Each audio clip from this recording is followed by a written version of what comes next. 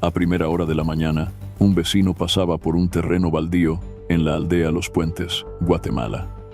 Se detuvo al ver algo extraño entre la hierba húmeda por el rocío. Era un cuerpo de una mujer joven, vestida con jeans, el rostro hacia abajo. Presentaba señales claras de haber sido brutalmente agredida. Solo unas horas después, la policía confirmó su identidad. Litzy Amelia Cordón, Guardado 20 años desaparecida desde la mañana anterior. Lo más extraño, pocas horas antes del hallazgo, su familia recibió una llamada pidiendo un rescate. La llamada fue hecha desde el propio teléfono de Litzy. El caso sacudió rápidamente a toda Guatemala. La opinión pública estalló. La familia cayó en la desesperación. Pero esto solo fue el comienzo de una pesadilla que duraría 4 años. Litzy Amelia Cordón Guardado vino al mundo en el año 2000, en Barranca Seca, una pequeña comunidad ubicada en el departamento de Zacapa, Guatemala. Fue en ese lugar donde creció bajo el cuidado afectuoso de su padre, Edgar Cordón, y de su tía Gladys Guardado, quien asumió el papel de madre desde muy temprano. Su madre biológica, cuya identidad aún se desconoce, emigró a Estados Unidos cuando Litzy tenía apenas 3 años, en busca de un futuro mejor. Durante su infancia, Litzy vivió en una casa de adobe rodeada de árboles frutales y del olor cotidiano a tortillas recién hechas. Su tía Gladys, con manos marcadas por años de trabajo en el campo, le narraba historias sobre la tierra y le cantaba canciones en lenguas ancestrales. Aunque su madre le enviaba desde lejos cajas con distintos objetos, Litzy siempre sintió la falta de su presencia, deseando su abrazo, su risa y la posibilidad de volver a estar juntas algún día. A pesar de la distancia, madre e hija mantenían el contacto diario, compartiendo palabras y emociones que fortalecían su vínculo. La ausencia materna no le impidió tener una infancia feliz. Desde muy temprano, a las 4 de la mañana, Litzy se levantaba para ayudar a su abuelo con el cuidado de las vacas, aprendiendo de él los oficios del campo. Aunque de niña era algo tímida y reservada, con el paso del tiempo comenzó a participar en las actividades escolares y a organizar talleres para los niños de su aldea. Su sonrisa, cálida y genuina, dejaba una impresión duradera en quienes la rodeaban y reflejaba su deseo constante de volver a ver a su madre. Al terminar la secundaria, Litzy eligió estudiar trabajo social en la Universidad Rafael Landívar, en Zacapa.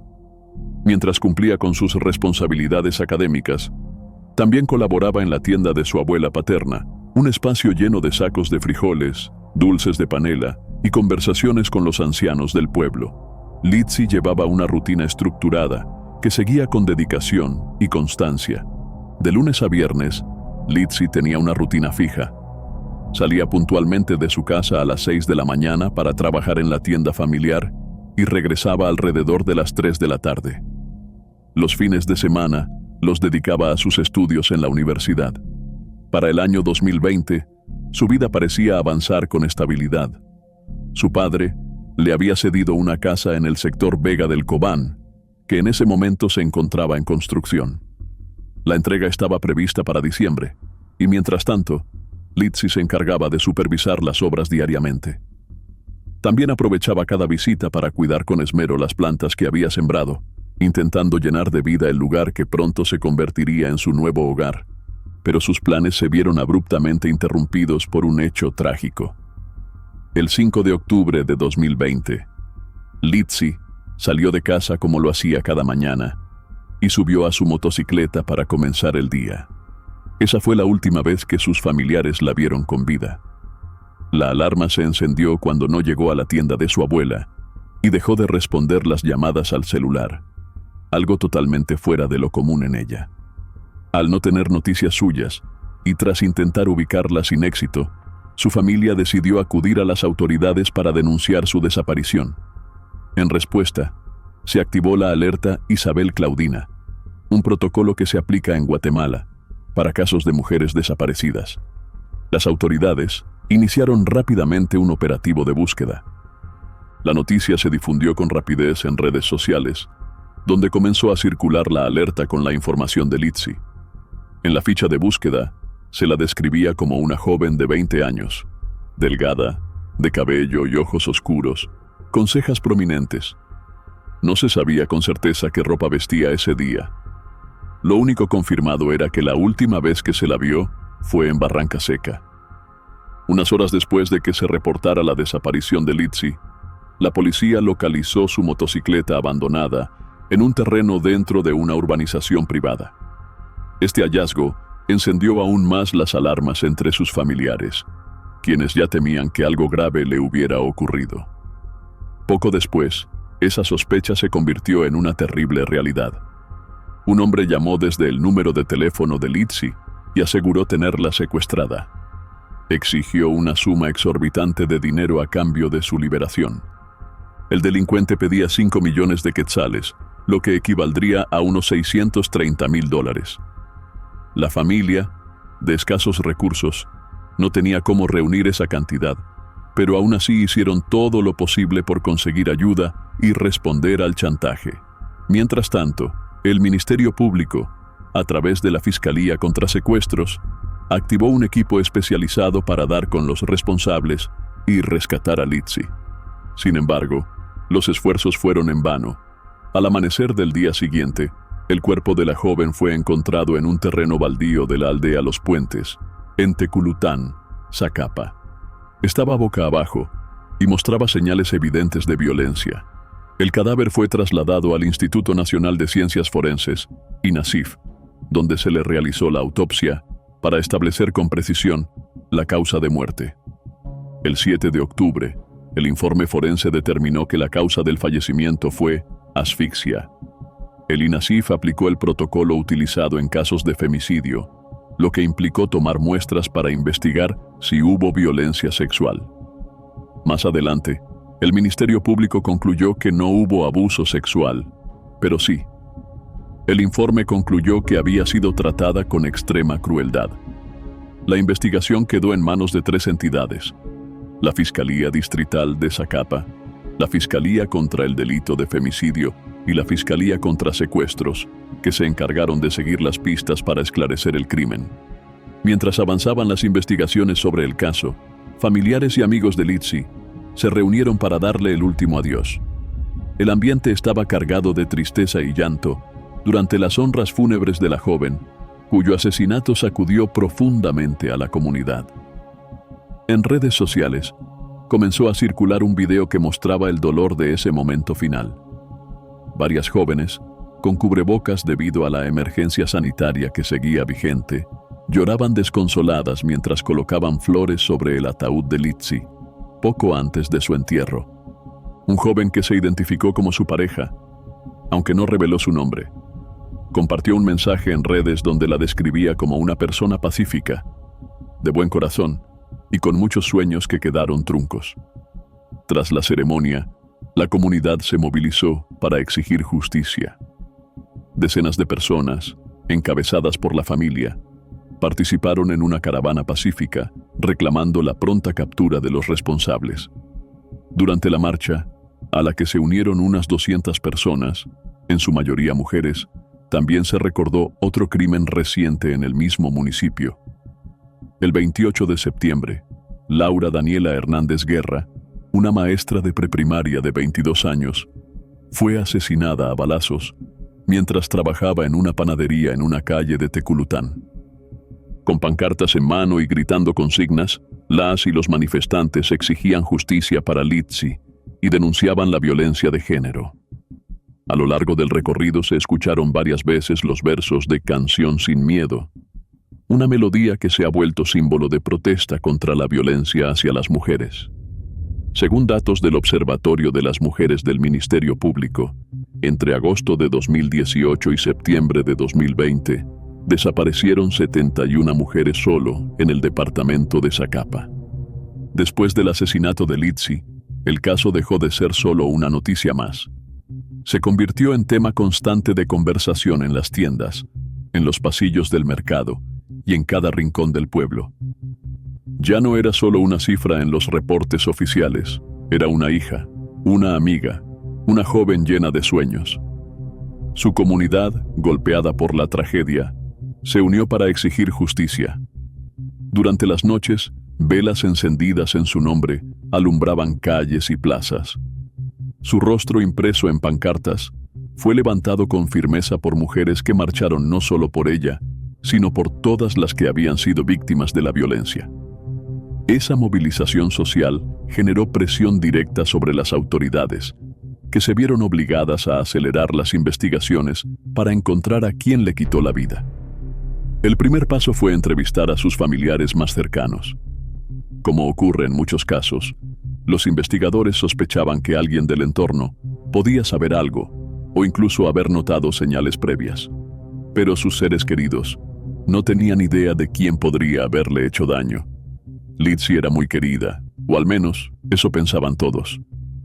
La investigación avanzó con el análisis de las cámaras de seguridad de la zona. Las grabaciones revelaron los últimos movimientos de Litzy el día en que desapareció. En una de las imágenes, los agentes notaron algo clave. Un vehículo blanco seguía de cerca la ruta que ella hacía en su motocicleta. Ese mismo automóvil fue captado más tarde moviéndose desde la aldea Vega del Cobán hacia Barranca Seca, donde vivía la joven. Al revisar los registros del vehículo, la policía identificó a su propietario, Kevin Manolo Rivas Cordón. Era primo de Litzy, aunque no tenían una relación cercana. Kevin era hijo de una tía paterna de la joven y vivía en Vega del Cobán, en las cercanías de la casa en construcción que su padre le había entregado a Litzy. Gracias a un rastreo telefónico, los investigadores lograron determinar que Kevin había insertado el chip del celular de Litzy en su propio teléfono para realizar las llamadas en las que exigía el rescate. Esto fortaleció las sospechas en su contra y llevó a las autoridades a actuar con rapidez. Como parte de la investigación, la Policía Nacional Civil y el Ministerio Público realizaron 13 allanamientos en distintas propiedades de Teculután, en busca de más evidencia. Durante esos operativos, se encontraron elementos que podrían estar relacionados con el crimen. Aunque no se dieron a conocer muchos detalles oficialmente, algunos medios informaron que se incautaron armas de fuego y que en una de las viviendas se hallaron 300,000 quetzales en efectivo, lo que equivaldría a unos $38,600 al tipo de cambio actual. Además, al inspeccionar el vehículo de Kevin, los peritos levantaron pruebas que, según las autoridades, lo vinculaban directamente con el caso. Sin embargo, los detalles específicos de ese análisis no fueron divulgados al público. Con los indicios en mano, el 10 de diciembre de 2020, Kevin Manolo Rivas Cordón fue arrestado como presunto responsable del secuestro y asesinato de su prima Litzy. Mientras continuaban las indagaciones, comenzaron a circular versiones sobre los posibles motivos detrás del crimen. Una de las más comentadas señalaba que existía un conflicto entre ambos por la casa que el padre de Litzy le había cedido en Vega del Cobán. Menos de un mes después, el 4 de enero de 2021, Kevin fue formalmente acusado por los delitos de plagio y asesinato en contra de Litzy Amelia Cordón Guardado. A partir de las pruebas presentadas por la Fiscalía contra el delito de femicidio, el juez ordenó que fuera ligado a proceso penal y enviado a prisión preventiva mientras continuaba la investigación. La audiencia de etapa intermedia, donde se decidiría si el acusado enfrentaría juicio, fue programada para el 12 de mayo de 2021. Sin embargo, no pudo realizarse porque el sistema penitenciario no trasladó a Kevin a los tribunales y su abogado defensor tampoco asistió. La audiencia tuvo que ser reprogramada en varias ocasiones, entre ellas por el fallecimiento del padre y del hermano del acusado. Según reportaron algunos medios, el 12 de junio de 2021 ocurrió un ataque armado en la finca El Contreras, ubicada en la aldea Vega del Cobán, que dejó 5 personas muertas. Entre las víctimas se encontraban Rubén Rivas, de 55 años, y su hijo, Cristian Rivas, de 38. También fue identificado Gustavo Cordón, padre de Kevin, de 32 años, quien supuestamente se desempeñaba como contador. Los otros 2 fallecidos, entre ellos el hermano de Kevin, trabajaban como guardias de seguridad en la finca, pero sus nombres no fueron revelados. Aunque las autoridades mantuvieron gran reserva sobre el caso, algunas versiones apuntaron a que podría tratarse de un ajuste de cuentas. Mientras tanto, la familia de Litsi seguía buscando maneras de mantener viva su memoria y exigir justicia. En marzo de 2021, con motivo del Día Internacional de la Mujer, lograron que se pintara un mural en su honor en Barranca Seca. La obra no solo incluía el rostro de Litsi, sino también el de otras mujeres víctimas de violencia de género. Sin embargo, menos de un mes después, personas no identificadas borraron el mural, un hecho que causó indignación en la comunidad.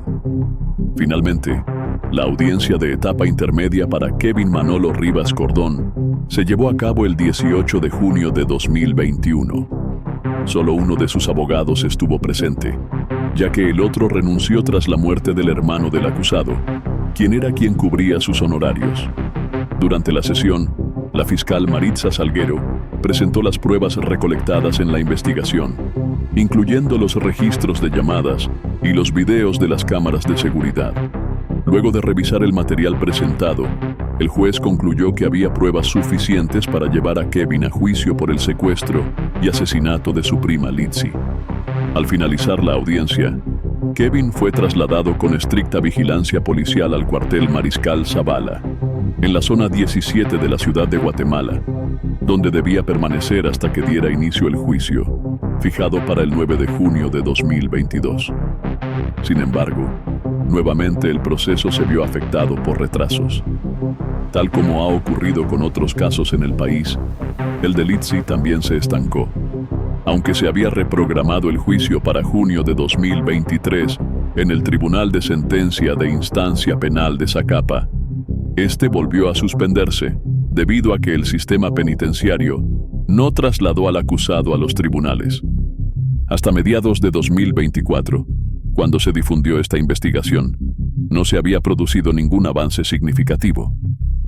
A casi 4 años del crimen, la familia de Litsi ha tenido que lidiar no solo con el dolor de su pérdida, sino también con lo que consideran una actuación deficiente por parte del Ministerio Público. Sospechan que más personas estuvieron involucradas en el asesinato, pero hasta ahora, el único imputado sigue siendo Kevin, su primo. Frente a esta situación, la familia pidió el cambio de fiscal, señalando irregularidades en el trabajo de Maritza Salguero, quien estaba a cargo del caso.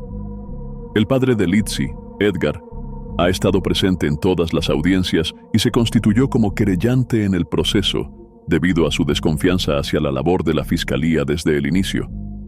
Esta decisión les ha generado gastos importantes, ya que tuvieron que asumir los costos de abogados privados.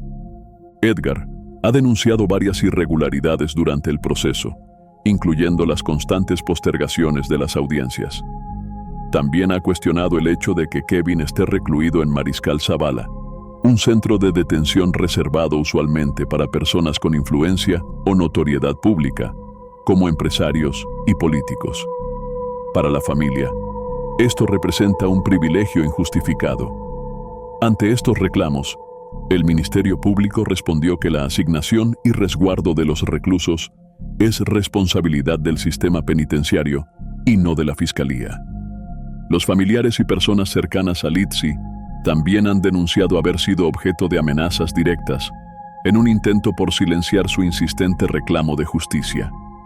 Estas intimidaciones, según relataron, buscan frenar su lucha y hacerlos desistir de continuar exigiendo respuestas. A pesar del temor, la familia no ha bajado los brazos. Para ellos, mantenerse firmes no es solo un acto de resistencia, sino una forma de honrar la memoria de Litsi. Comprender el entramado del sistema judicial ha sido un proceso lleno de obstáculos. La complejidad legal, los términos técnicos y los largos plazos procesales solo han sumado angustia al dolor que ya cargan desde el día que perdieron a Litsi. Para sus seres queridos, cada audiencia suspendida, cada respuesta ambigua, cada silencio institucional se traduce en más heridas abiertas y en la imposibilidad de cerrar un ciclo que nunca debió comenzar. A pesar de todo, la familia de Litsi no ha estado sola. Han contado con el respaldo constante de la Fundación Sobrevivientes, una organización que acompaña casos de violencia de género y también con el apoyo activo de sectores de la sociedad civil. Diversas personas, muchas de ellas sin relación directa con Litsi, se han volcado a las calles, alzando pancartas, encendiendo velas y exigiendo que el crimen no quede impune. Estas manifestaciones no solo han sido un grito de justicia por Litsi, sino un acto colectivo de resistencia contra la violencia que muchas mujeres enfrentan cada día en Guatemala. Aunque los meses y años siguen pasando sin que se emita una sentencia ni se logre una respuesta clara, la comunidad no ha dejado que su memoria se apague.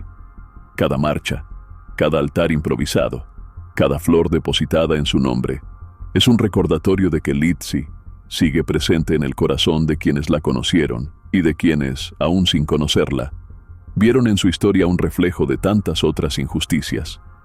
Sin embargo, la llama de la esperanza a veces vacila. La impunidad, el olvido y el cansancio amenazan con extinguirla.